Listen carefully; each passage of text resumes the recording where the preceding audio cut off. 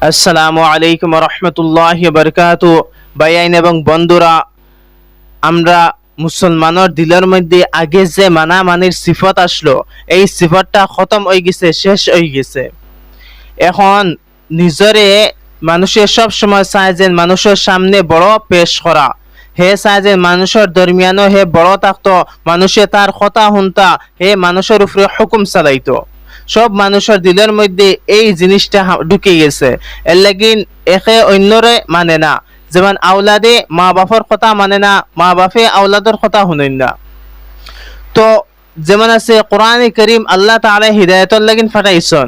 এই কোরআনে করিম যেটা, এটার মোতাবিক কজন মানুষ আছে যে তার জিন্দগি খাটায়। নবী সাল্লাল্লাহু আলাইহি সাল্লামর তরিকা মোতাবিক কজন আছে যে তার জিন্দগি খাটায় না। সবে চায় তার মর্জি মোতাবেক জিন্দগি খাটাইতো। আর মর্জি মোতাবেক জিন্দগি খাটানিত লাগিয়া আমরা মুসলমান বরবাদ হইয়ার। আমরা রুফি আল্লাহ তাআলা জালিম বাদশা মুসল্লত করিয়া রাখছেন। এই জালিম বাদশা ইগে মুসলমানের দরমিয়ানে ঝগড়া পয়দা করার, মুসলমানরে পাট পাট করের।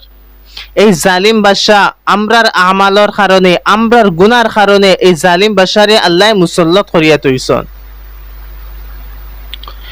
আর এই জালিম বাদশাহ গিয়ে মুসলমানরে আলোক আলোক করিয়া মুসলমানের দরমিয়ান ঝগড়া ফসাদ লড়াই পয়দা করে।